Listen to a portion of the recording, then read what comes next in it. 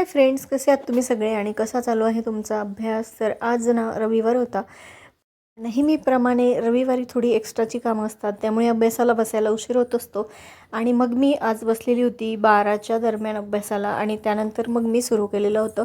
काल मी तुम्हाला सांगितलं होतं की मी अलंकाराचं लेक्चर ऐकलं होतं, तर त्यावरची उदाहरणं जी आहेत ती मी आज या पुस्तकातून वाचलेली आहेत. तर उदाहरणांचा मी एकदा अभ्यास छानपैकी करून घेतला, म्हणजे आता अलंकारावरती प्रश्न आला तर आपला मार्क जाणार नाही या पद्धतीने.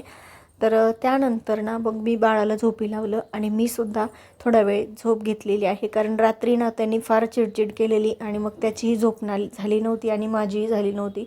आणि मग आपली झोप जर व्यवस्थित झालेली नसेल ना तर अभ्यास काही एवढा व्यवस्थित होत नाही आणि सारख्या आपल्याला डुलक्या येत असतात. त्यामुळे मग मी सुद्धा झोपून घेतलेलं होतं. आणि त्यानंतर आता सण येतो आहे संक्रांतीचा, तर मग थोडीशी शॉपिंग करायची होती, भाज्या वगैरे खरेदी करायच्या होत्या, त्यासाठी बाजारात गेलेली, सुगडं आणायची होती. तर सर्व भाजीपाला वगैरे घेऊन आले. आणि सकाळी आता डब्याची घाई असते दोघांच्यासुद्धा, मिस्टर आणि मुलीच्या. तर एवढ्या सकाळी मग भाज्या निवडून होत नाहीत, त्यामुळे मग सरांचं पुन्हा एकदा मी समासावरचं लेक्चर ऐकता ऐकता काय केलेलं आहे, भाज्या वगैरे ज्या आहेत त्या निवडून घेतलेल्या होत्या.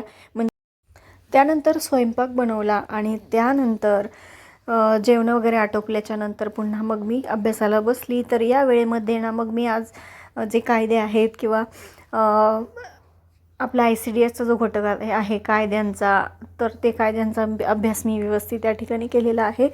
तर त्याच्यावरचे प्रश्नसुद्धा वाचलेले आहेत. तर बऱ्याचदा काय होतं आहे ना की याची वर्ष जी आहेत कायद्यांची किंवा धोरणांची ते कन्फ्यूज होतं आहे. त्यामुळे मग हा टॉपिकसुद्धा सारखं डोळ्याखालून घालवणं गरजेचं आहे. तर काय होतं ना, दुपारी झोप घेतल्यामुळे मग मला आता रात्री बऱ्यापैकी मी जागरण करू शकते. माझं फक्त ना दिवसभरात आपल्याला 7 तास झोप मिळेल याकडे लक्ष द्यायचं आहे. मग आपण इतर वेळी आपल्या पद्धतीनुसार किंवा आपल्या घरातील वातावरणानुसार थोडाफार वेळ कमी जास्त करू शकतो. मग तो रात्रीचा म्हणा किंवा पहाटे म्हणा. या वेळेमध्ये ज्या दिवशी आपण रात्रीचं जास्त जागरण केलेलं नसेल त्या दिवशी आपण मग पहाटे लवकर उठून अभ्यास करू शकतो. या पद्धतीने तुम्हीसुद्धा तुमच्या पद्धतीने व्यवस्थित घरातील वातावरणानुसार टाईम मॅनेजमेंट करून अभ्यासासाठी वेळ काढू शकता आणि छानपैकी अभ्यास करू शकता. तर 5 तासांचा तरी आपल्याला डेली वेळ काढायचा आहे. त्यामुळे काय होतं की आपला व्यवस्थित अभ्यास चालू राहतो आणि एक्स्ट्रा तुम्हाला जर वेळ मिळाला तर तो सुद्धा आपल्याला सत्कारणी लावायचा आहे. त्यातला सेकंद न सेकंद आपल्याला वापरायचा आहे वाचनासाठी. अजिबात वेळ आपल्याला वाया घालवायचा नाही. तर त्या मुलं सांभाळता जसं तुम्ही पाहिलेलंच आहे की मी मराठी ग्रामर आणि तांत्रिक जे घटक आहेत ते वाचत असते. तर बाळाला पाहता मी दुपारी तसं करत असते.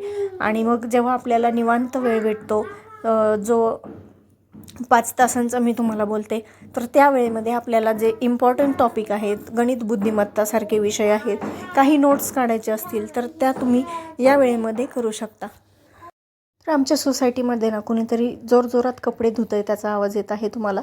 थोडंसं इग्नोर करा. आणि मध्येच बाळाचा सुद्धा आवाज येतो आहे, कारण तो खेळतो आहे माझ्या बाजूला मी व्हिडिओ रेकॉर्ड करत असताना. तर एकंदरीत ना मग मी असा वेळ माझा सत्कारणी लावत असते आणि छानपैकी अभ्यास मी सुद्धा आता पुन्हा एकदा सुरू केलेला आहे माझ्या एक्झामच्या नंतर. तर आपण ना आता फेब्रुवारीमध्ये आपली एक्झाम होईल असं गृहीत धरूया आणि त्या हिशोबाने आपल्याला वेळेचं मॅनेजमेंट करायचं आहे. सगळे विषय आपल्याला अंगणवाडी सेविका या पदासाठी जेवढे काही विषय आहेत ते सगळ्या विषयांचं आपल्याला वाचन एकदा तरी कंप्लीट करायचंच आहे. आणि त्यानंतर जो काही वेळ मिळेल त्या वेळेमध्ये आपल्याला रिव्हिजन करायचे आहेत आणि त्याचबरोबर काही प्रश्नपत्रिकासुद्धा सोडवायच्या आहेत. म्हणजे आपलं